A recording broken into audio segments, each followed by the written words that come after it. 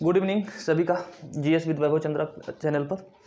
चलिए आज हम हमने शुरुआत की है यूपी जीके का। आज यूपी जीके का हमने कल नाम इतिहास पढ़ा था। आज हम लोग पढ़ेंगे यूपी जीके में उत्तर प्रदेश का भौतिक स्वरूप, यानी भूगोल का पार्ट है ये। उत्तर प्रदेश का भूगोल एक तरीके से कहे तो हम लोग आज पढ़ेंगे उत्तर प्रदेश का भूगोल, यूपी जियोग्राफी जिसे कहते हैं। तो उत्तर प्रदेश का भूगोल में हम लोग पहले पढ़ेंगे भौतिक स्वरूप। क्या पढ़ेंगे?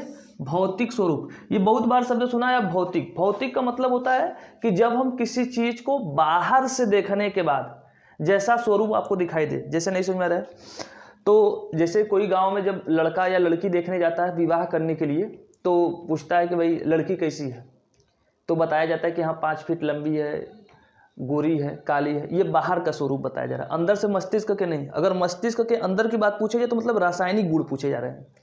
अगर बाहर से जो ढांचा पूछा जा रहा है उसे कहेंगे भौतिक स्वरूप। तो मतलब उत्तर प्रदेश में हम आपको कैमरा लेकर उड़ा दें, अब कैमरा लेकर उड़ जाएंगे तो आपको उत्तर प्रदेश कैसा दिखाई देगा, उसी को कहते हैं हम लोग भौतिक स्वरूप। तो हम उत्तर प्रदेश के यही भौतिक स्वरूप हम लोग पढ़ेंगे। ठीक है, बात समझ में आई? तो इस जैसे लड़की देखने जाता है तो लड़के को पूछते हैं, उसी तो लड़के को पूछते हैं कि हाँ कैसा है बेचारा। तो भौतिक स्वरूप एवं जलवायु। जलवायु का मतलब होता है जल प्लस वायु, दो शब्दों से मिलकर बना है। यानी कि दो शब्द आता है, एक तो शब्द आता है जलवायु और एक शब्द आता है मानसून। ये दो शब्द आपने बहुत बार सुना है, मानसून। तो देखना, जब हम साल के कुछ महीने का वहाँ का ताप और वायु की स्थिति, मतलब आर्द्रता देखेंगे वहाँ पर कि कितनी आर्द्रता रहती है, कितनी गर्मी रहती है, कितना ताप रहता है। जब साल में कुछ महीने का निकालते हैं तो उसे हम लोग कहते हैं मानसून निकालते हैं, उसे कहते हैं मानसून। जैसे अभी बरसात का मानसून, मतलब कि जून से लेकर के अगस्त सितंबर तक ये 4 महीने यहाँ पर क्या होगी, धूप अधिक होगा, वायु में नमी अधिक होगी, तब कहेंगे कि ये गर्म बरसात की जलवायु है। फिर ठंडी के समय आएगा तो हवा में नमी, धूप कम, तब कहेंगे कि बरसात की मानसून है। इसे मानसून नहीं मौसम कहते हैं, मानसून नहीं मौसम। तो मौसम जो होता है वो कुछ समय के लिए होता है, दिन का होता है, महीने का होता है, 4 महीने का होता है। लेकिन जलवायु ये 35 वर्ष का निकाला जाता है, 35 वर्ष का, 30 या 35 वर्ष का निकाला जाता है जलवायु। मौसम तो 30 या 35 साल का निकाली जाती है। जैसे हमने कहा, हम लोग कहते हैं ना कि ब्रिटेन की जलवायु ठंडी जलवायु है, क्योंकि वहाँ पर ब्रिटेन का 35 साल का 335 साल से वैसी जलवायु बनी है, ठंडा का ठंडा। हम कहेंगे कि रसिया का जलवायु, कहेंगे कि ठंडा का ठंडा रहता है। वेस्ट इंडीज का गर्म जलवायु, मतलब कई वर्षों का हम लोग रिपोर्ट निकालते हैं ना, तो उसे कहते हैं जलवायु। तो हम लोग अपने उत्तर प्रदेश की भी जलवायु को इसी रूप में समझेंगे। ठीक है, तो जलवायु एक लंबे समय की परिस्थितियां जो होती हैं, मौसम की या जलवायु से संबंधित एक लंबी परिस्थितियां जो होती है उसे हम लोग कहते हैं जलवायु। ठीक है, तो चलिए देखिए, हम लोग उत्तर प्रदेश की जलवायु को समझने के लिए पहले समझ लेते हैं थोड़ी सी एक चीज कि पृथ्वी पर जो बीच की, जो पृथ्वी को 2 भागों में बांटने वाली रेखा होती है, उस रेखा को हम लोग कहते हैं विषुवत रेखा। क्या बोलते हैं? विषुवत रेखा। विषुवत रेखा कहते हैं, या फिर इसे हम लोग कहते हैं भूमध्य रेखा, इंग्लिश में कहते हैं इक्वेटर लाइन। और वहाँ से 23.5 डिग्री जो ऊपर रेखा होती है उसे कहते हैं हम लोग कर्क रेखा।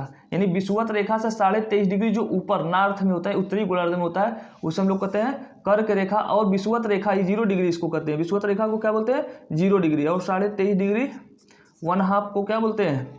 इसको हम लोग बोलते हैं कैंसर लाइन या कर्क रेखा। और 23.5 डिग्री जो साउथ में होता है इसको हम लोग क्या बोलते हैं? मकर रेखा। क्या बोलते हैं? मकर रेखा।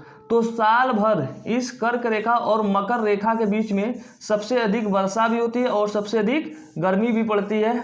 इस क्षेत्र को हम लोग कौन सा बोलते हैं क्षेत्र? इस क्षेत्र को बोलते हैं उष्ण कटिबंध क्षेत्र। आपने बहुत बार सुना होगा उष्ण कटिबंध क्षेत्र, तो इसी को कहते हैं। कर्क रेखा और मकर रेखा के बीच का जो क्षेत्रफल होता है उसको हम लोग कहते हैं उष्ण कटिबंध क्षेत्र, इंग्लिश में कहते हैं ट्रॉपिकल जोन। इंग्लिश में क्या बोलते हैं? Tropical zone. तो और इसके ऊपर जो आएगा क्षेत्र 65 डिग्री तक, यानी कि 23.5 से लेकर 65 डिग्री तक का जो क्षेत्र होता है इसे हम लोग क्या बोलते हैं? इसे बोलते हैं टेम्परेट जोन। क्या बोलते हैं? Temperate zone. हिंदी में कहते हैं इसे शीतोष्ण क्षेत्र। क्या बोलते हैं? शीतोष्ण, मतलब शीत प्लस उष्ण, ठंडा भी रहेगा प्लस गर्मी भी रहेगा। शीत मतलब ठंडा, उष्ण मतलब गर्मी। तो 23.5 डिग्री से ऊपर और 66 डिग्री उसको कहते हैं शीतोष्ण क्षेत्र। और 66.5 डिग्री से ऊपर जो 90 डिग्री तक होगा इसको हम लोग बोलते हैं फ्रिजिड जोन। क्या बोलते हैं? Frigid zone. हिंदी में बोलते हैं इसको शीत जोन, शीत क्षेत्र बोलते हैं। हिंदी में बोलते हैं शीत क्षेत्र, इंग्लिश में बोलते हैं फ्रिजिड जोन। 66.5 के ऊपर जो होता है उसे हम लोग कहते हैं शीत क्षेत्र या फिर उसे कहते हैं फ्रिजिड जोन कहते हैं। तो ये याद रखना। तो हमारा जो उत्तर प्रदेश पड़ता है वो कर्क रेखा के ऊपर पड़ता है, कर्क रेखा के ऊपर पड़ता है उत्तर प्रदेश। बाकी उत्तर प्रदेश नीचे जो मध्य प्रदेश है वो इक्वेटर लाइन उससे गुजरती है, मध्य प्रदेश। तो कहोगे कि जो हमारा उत्तर प्रदेश कर्क रेखा के ऊपर है तो कहोगे कि हमारा उत्तर प्रदेश किस क्षेत्र में आएगा? शीतोष्ण क्षेत्र में। ऐसा महसूस होगा आपको, लेकिन याद रखना मैंने इसलिए इसको बताया क्योंकि ये बहुत इंपॉर्टेंट क्वेश्चन है और बहुत लोगों को समझ में नहीं आता है।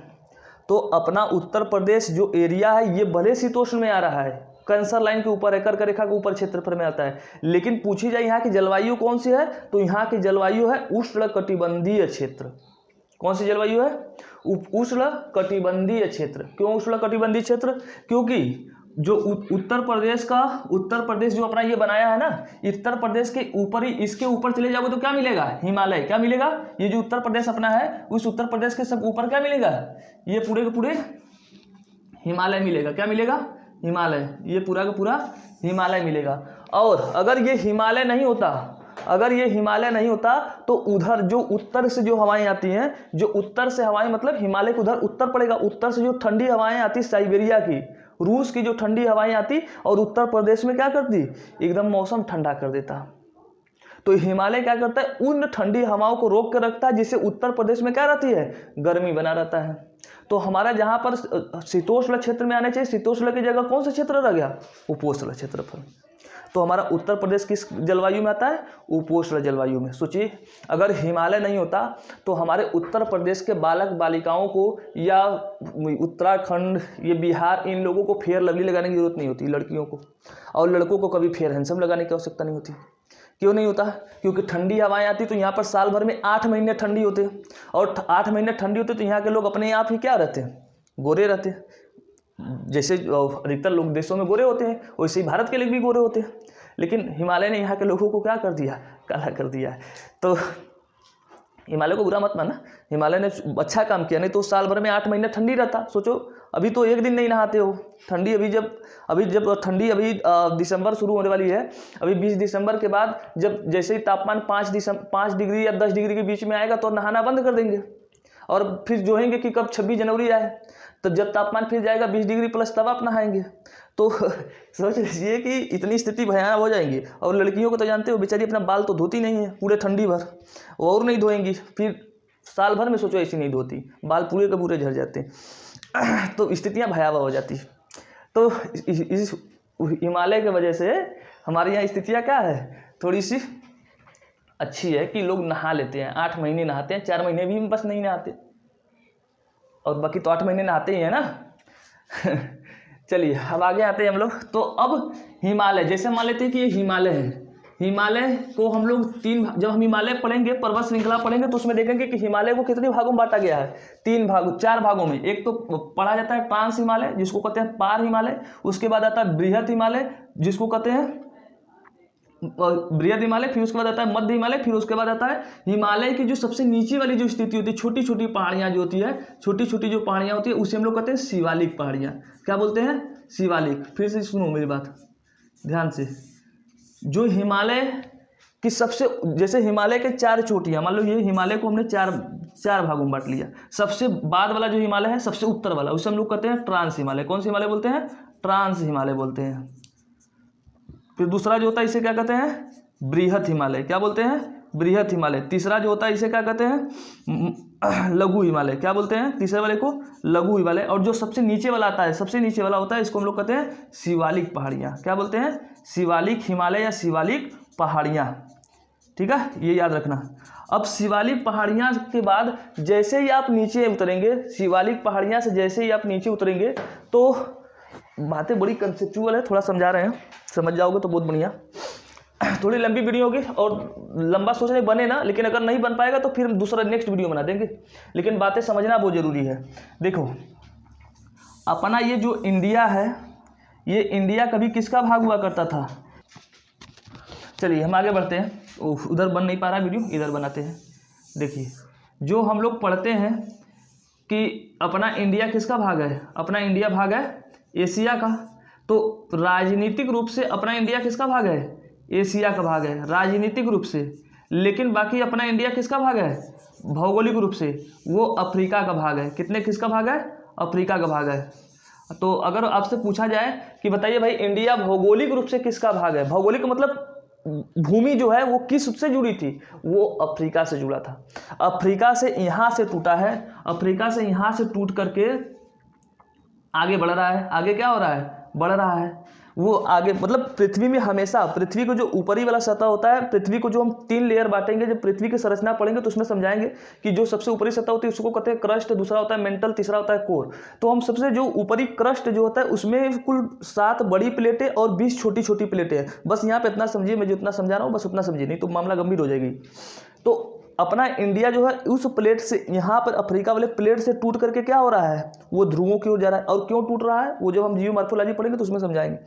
टूट करके आगे बढ़ रहा है और जाकर एशिया वाले जो ये यूरेशिया वाला जो भाग है उससे जाकर क्या क्या हो रहा है, टकरा रहा है। अपना इंडिया अफ्रीका का भाग है, यहाँ से टूट करके धीरे धीरे क्या हो रहा है, और ये कई लाखों साल में टूट कर अलग हुआ, ही नहीं कि आपको पता चल जाएगा। टूट करके धीरे धीरे धीरे धीरे जा रहा है किधर, यूरेशिया वाला, अफ्रीका वाले यूरोप वाले पार्ट से क्या हो रहा है, जाकर टकरा रहा है। और अपना इंडिया वाला जो पार्ट है ये भारी है, इसकी डेंसिटी हाई है, और यूरेशिया वाले चट्टान से जैसे ही टकरा रहा है तो उसके अंदर क्या हो रहा है, धंस रहा है। उसके अंदर क्या हो रहा है, धंस रहा है। मतलब दो एक भारी चट्टान और एक हल्की चट्टान। तो अपना इंडिया वाला जो भारी है तो वो क्या होगा, नीचे धंस रहा है, और यूरेशिया वाला जो चट्टान है वो क्या है, ऊपर है, वो उठ रहा है, ऊपर उठ रहा है। तो इसीलिए इंडिया के ऊपर जो है वो कौन उठ रहा है, पर्वत, हिमालय। इस तरीके से हिमालय का निर्माण हुआ है। अपना इंडिया जो है वो धंस रहा है नीचे, और ऊपर हिमालय क्या रहा है, उठ रहा है। जब हिमालय ऊपर उठ रहा है तो उससे चट्टानें टूट टूट के छोटे छोटे कंकड़ के रूप में नीचे गिर रहे हैं। तो जो सबसे पहले सबसे ऊपर जो हिमाद्री है, मैंने कहा बृहद हिमालय, हिमालय के बाद जो बड़ी बड़ी चट्टानें गिरी हैं वो जमी है जिसको कहते हैं लघु हिमालय। उससे छोटी जो है शिवालिक हिमालय। शिवालिक के बाद छोटे छोटे जो चट्टान होते हैं वो थोड़े दूर दूर गिर गए हैं। उस क्षेत्र को ही हम लोग कौन सा क्षेत्र बोलते हैं, उस क्षेत्र को हम लोग कहते हैं भावर क्षेत्र। जो कंकरीली पथरीली जो मिट्टी होती है उसे कौन सा क्षेत्र कहते हैं, उसे कहते हैं भावर क्षेत्र कहते हैं। ठीक है, समझ में आई। तो जो कंकरीली पथरीली मिट्टी कैसे आई है, जब हिमालय अपना धंसा, अपना मतलब इंडिया जा रहा है यूरेशिया वाले प्लेट के अंदर, तो यूरेशिया जो चट्टान ऊपर उठ रहा है पहाड़ हिमालय के उठने से जो उस पर के कंकड़ पत्थर गिर रहे हैं उससे जिस मैदान का निर्माण हुआ है उस मैदान को कहते हैं तराई मैदान। उसे क्या कहते हैं, तराई मैदान। ठीक है, इतनी बात समझ में आई। अब तराई मैदान जब मैंने कहा कंकरीली पथरीली है, तो हिमालय से बहुत सी नदियां निकलती हैं। हिमालय पे हिमाद्री है, हिमाद्री मतलब बर्फ जमा है, जैसे जैसे ऊपर जाएंगे तो बर्फ जमे है हिमालय पर। हिमालय से जो बर्फ पिघलने से जो नीचे आ रही है पानी धीरे धीरे, इस कंकरीली पथरीली वाले इनके पानी इनके अंदर चली जाती है। पानी अंदर चले जाने के बाद फिर जो बालू वाली भाबर के बाद का जो नीचे वाला मैदान होता है वो कैसा होता है, बालू वाला एरिया होता है, जिस मैदान को कहते हैं तराई मैदान। क्या बोलते हैं, तराई मैदान। और इस तराई के मैदान में ये जो भाबर के अंदर जो नदियां डूब गई थी, मतलब जो समा गई थी कंकड़ और पत्थर के बीच में, पानी कहाँ पर निकलती है, इन तराई क्षेत्र में छोटी छोटी क्या निकलती हैं, झीलें निकलती हैं। क्या होते हैं, छोटे छोटे, उसके अंदर से बहुत सी झीलें निकलती हैं। इस क्षेत्र में जनसंख्या नहीं रहती है, भाबर और तराई क्षेत्र में। क्यों नहीं रहेगा, क्योंकि दलदली एरिया होगा, और साथ ही साथ किसी को मरना है वहाँ जाकर। क्यों मरेंगे भाई, क्योंकि मैंने कहा कि कई झीलें निकलती हैं, और जहाँ पर पानी का हमेशा नमी बना रहेगा वहाँ पे क्या रहेंगे, मच्छर की संख्या। आप जाएंगे, सो जाएंगे, शाम को सोएं, सवेरे आप कहीं और मिलेंगे कंकड़ पत्थर में, मच्छर उठा ले गए होंगे, मलेरिया डेंगू जैसी खतरनाक बीमारी, किसी को मरना है इस क्षेत्र में। इसलिए तराई क्षेत्र में और भाबर क्षेत्र में जनसंख्या बहुत कम रहते हैं। वही लोग रहते हैं जो रात को मच्छर भी पकड़ के खा जाए, वही लोग रहते हैं। लेकिन जनसंख्या बस मैं ऐसी कर रहा हूँ, तराई क्षेत्र में भी जनसंख्या है लेकिन बहुत कम मात्रा में रहती है। आला यहाँ पर पहले क्रम बता लेते हैं मिट्टियों के। तो सबसे पहले पूछा जाता है, बहुत बार क्रम से पूछा है कि क्रम से कीजिए। तो सबसे पहले भाबर क्षेत्र आएगा, फिर तराई क्षेत्र आएगी, फिर उसके बाद गंगा नदी का मैदान आता है। गंगा नदी का जो मैदान है, इससे जिस मैदान का निर्माण हुआ है, जिन मिट्टी का निर्माण हुआ है, उन मिट्टियों को हम लोग कितने भाग में बांटते हैं, 2। यानी कि समझ लेना, नदियों द्वारा जिस मैदान का, ये नदी है, इस पानी अपने साथ पानी लेकर रही है और पानी के साथ साथ क्या हो रही है, पहाड़ों पर से कंकड़ पत्थर मिट्टियों को भी लेकर आ रही है। और कंकड़ पत्थर मिट्टियों को लेकर आएगी तो जहाँ पर ढलान पाएगी वहाँ पर अपनी मिट्टियों को क्या करेगा, जमा करता जाएगा। जमा करता जाएगा तो उनके पास क्या बनेगा, एक मैदान का निर्माण हो जाएगा जहाँ जहाँ पर ढलान होगा। और जो जो मैदान का निर्माण होगा, इन मैदान की मिट्टियों को ही हम लोग कौन सी मिट्टी कहते हैं, इन्हें ही कहते हैं हम लोग जलोढ़ मृदा। सभी मृदा में सबसे प्रमुख मृदा जो होती है वो कौन होती है, जलोढ़। जल के द्वारा जो मिट्टी लेकर के आई है उसे कहते हैं जलोढ़ मृदा, या इंग्लिश में कहते हैं इसे एलुवियल सॉइल कहते हैं, एलुवियल सॉइल कहते हैं। तो जलोढ़ मृदा कहते हैं या फिर इंग्लिश में कहते हैं एलुवियल सॉइल कहते हैं, ठीक है। और ये जो एलुवियल जो जलोढ़ मृदा होती है इसको हम लोग दो भागों में बांटते हैं, एक को कहते हैं खादर, एक को कहते हैं खादर और एक को कहते हैं बांगर। एक को खादर कहते हैं और क्या कहते हैं, बांगर। तो मैंने कहा कि जैसे ये मान लो नदी है, ये जैसे नदी है, पहले नदी बह रही थी खूब दूर तक, तो दूर तक मैदान का निर्माण की, इधर इधर भी मैदान का निर्माण की, लेकिन धीरे धीरे नदियाँ जो होती सिमटती चली जाएगी तो छोटी होती चली जाएगी। तो नदियाँ जब भी आएंगी बाढ़ का पानी लेकर के आएगी, तो जो पहले का मैदान का निर्माण हुआ है, जो पहले मैदान का निर्माण हुआ इन नदियों से, तो यानी मतलब ये भी जलोढ़ मृदा ही है, लेकिन दोबारा बाढ़ का पानी इन क्षेत्रों में नहीं आ पा रहा है।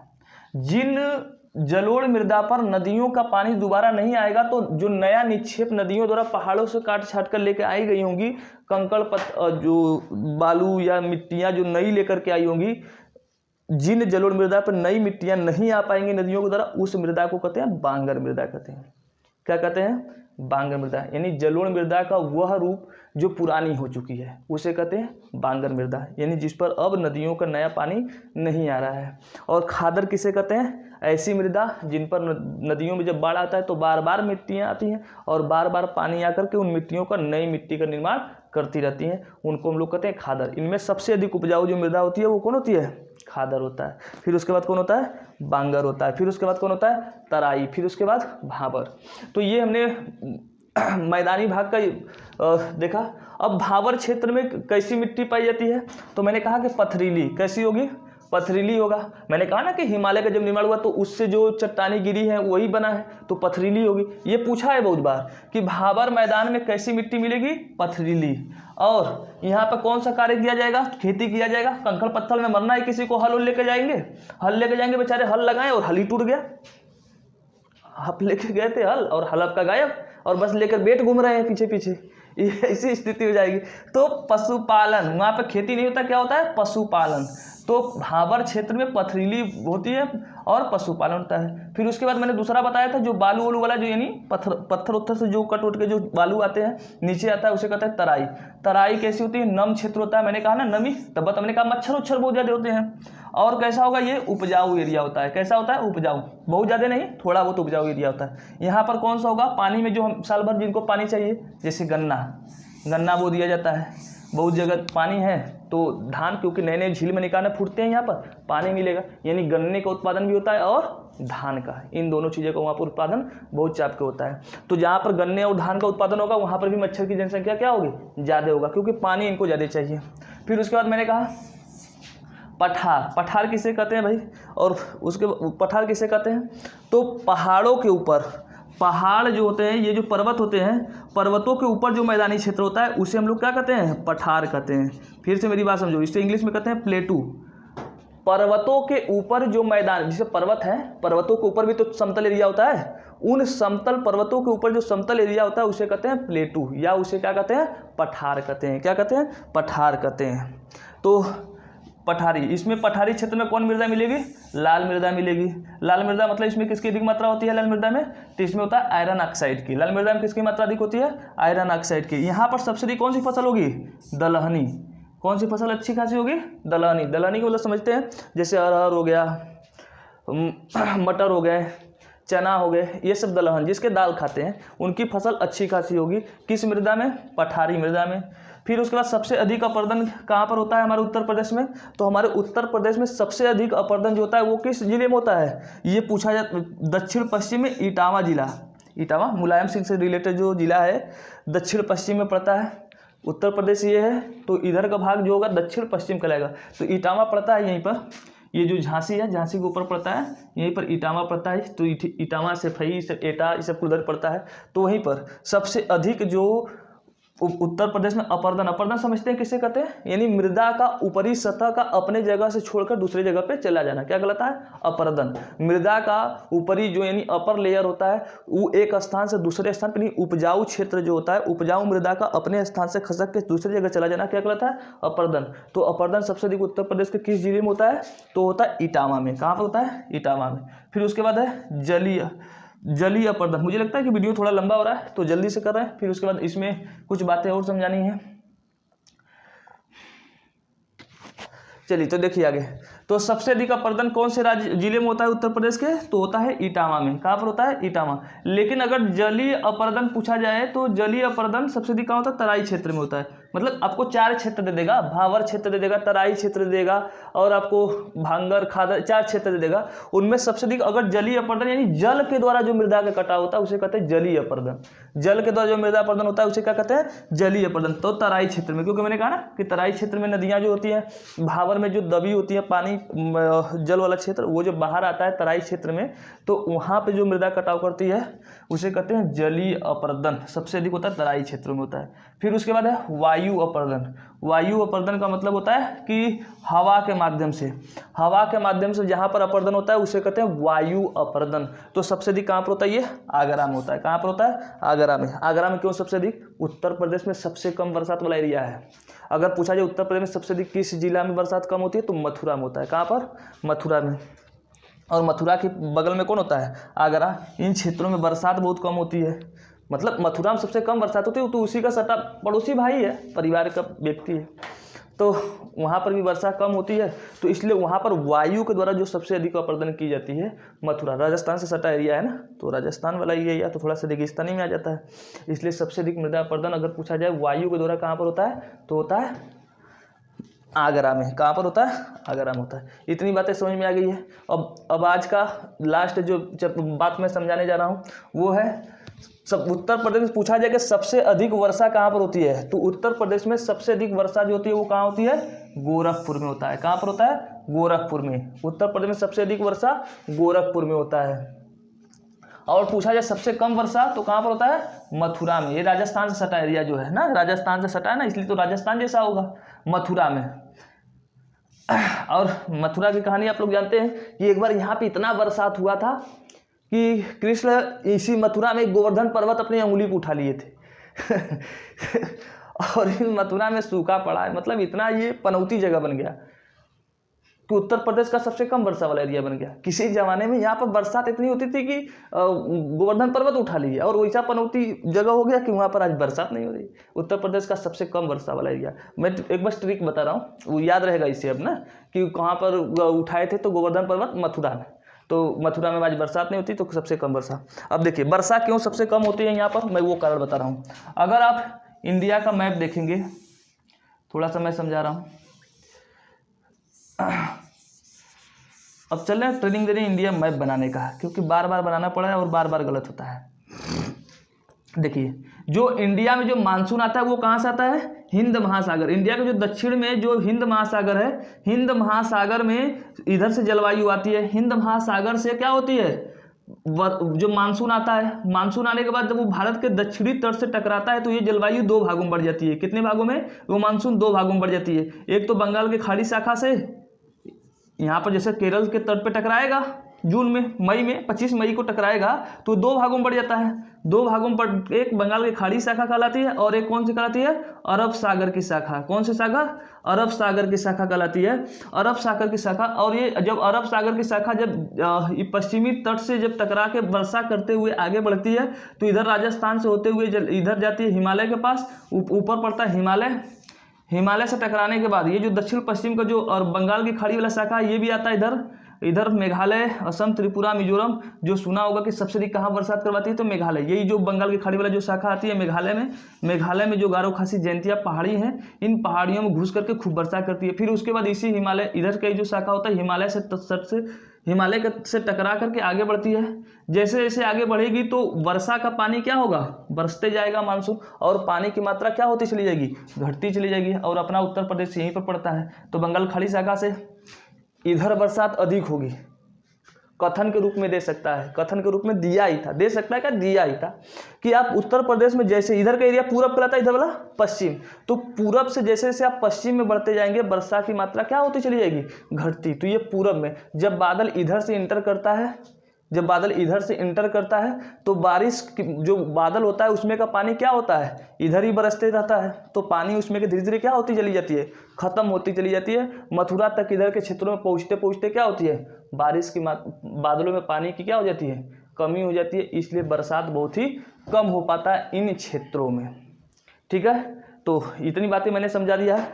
अभी भी कुछ बातें अगर बची होगी तो मिसलेनियस में जब हम लोग पढ़ेंगे विविध करके, उत्तर प्रदेश का विविध, जितनी भी बातें अगर छूटी होगी तो सभी बातों को हम लोग क्या करेंगे, खत्म कर देंगे। और एक चीज़ लास्ट बचा हुआ है, उत्तर प्रदेश की कितने राज्यों के साथ, अगर एग्जाम में आपसे पूछे उत्तर प्रदेश का कितने राज्यों के साथ सीमा से साझा होता है तो आप बताएंगे 9। क्यों कराऊँ 9? 8 राज्य और एक केंद्र शासित। अगर नहीं दिया, अगर मतलब 8 9 दोनों दिया है तो 9 ही मारेंगे, क्योंकि जो दिल्ली है इसको अर्ध राज्य का दर्जा दिया गया है, इसलिए इसको भी राज्य ही गिना जाता है। उत्तर प्रदेश को कितने अर्ध राज्य गिना जाता है, तो उत्तर प्रदेश कितने राज्यों से सीमा जुड़ती है, 9 राज्यों से। ठीक है, कुल क्षेत्रफल उत्तर प्रदेश कितना है, तो 2,40,928 वर्ग किलोमीटर है। कितना है, 2,40,928 वर्ग किलोमीटर। वर्ग किलोमीटर समझते हैं ना, लंबाई चौड़ाई प्लस ऊंचाई, मतलब जिसे वर्ग समझते हैं जिसकी लंबाई चौड़ाई ऊंचाई क्या हो, बराबर हो।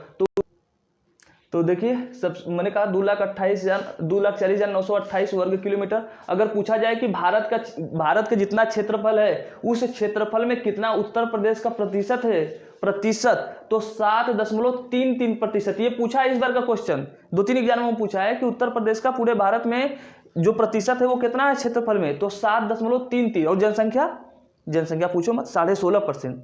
और क्षेत्रफल 7.33। महान है, इसीलिए पूरी दुनिया में हम लोग गिनती होती है अपना भारी भरकम जनसंख्या लेके। उत्तर प्रदेश इस मामले में बहुत आगे है। और फिर उत्तर प्रदेश का जो उत्तर से दक्षिण अगर लंबाई, जैसे उत्तर प्रदेश है ना, उत्तर प्रदेश का उत्तर से लेकर दक्षिण वाला, उत्तर से दक्षिण की अगर मोटाई नापेंगे, इसकी मोटाई उत्तर से दक्षिण तो कितनी है, 240 किलोमीटर मोटाई है। कितनी है, उत्तर से दक्षिण 240 किलोमीटर है। और पश्चिम से पूरब से पश्चिम अगर मोटाई, इसकी जो चौड़ाई नापेंगे तो कितनी है, 650 किलोमीटर। ये हर एक पॉइंट याद रखना, उत्तर से दक्षिण 240 किलोमीटर और पूरब से पश्चिम, उत्तर प्रदेश का पूरब से पश्चिम 650 किलोमीटर। और एक चीज़, वीडियो लंबी हो रही है इसलिए मैं सोच रहा हूँ थोड़ा जल्दी से बनाया जाए। उत्तर प्रदेश में पूछा जाए कि कहाँ पर नींबू और संतरे का खेती अच्छे से की जाती है, तो वो होता है सहारनपुर में। बरसात यहाँ पर अच्छी खासी होती है, क्योंकि मैंने यहाँ पर देखो बात यहाँ पर बताया था कि जो एक शाखा अरब सागर की जो शाखा आकर इस सहारनपुर में क्या करती है, अच्छी खासी बरसात करवाती है। और जहाँ पर बरसात अच्छा खासा होगा वहाँ पर रसीले फल अधिक होंगे, और जहाँ पर रसीले फल अधिक होंगे तो वहाँ पर शराब भी क्या होगा, अच्छा खासा बनेगा। तो शराब की भी यहाँ पर क्या की जाती है, अच्छा खासा उत्पादन। और यहाँ के लोग पियक्कड़ी लोग होते हैं, पियक्कड़ी। चलो तो बस इतना ही। अभी भी कुछ बातें इसमें हमको विविध, जो बची बातें होंगी तो उसको विविध में कंप्लीट कराएंगे, अब आगे कल बताएंगे। चलिए, गुड नाइट, थैंक्स।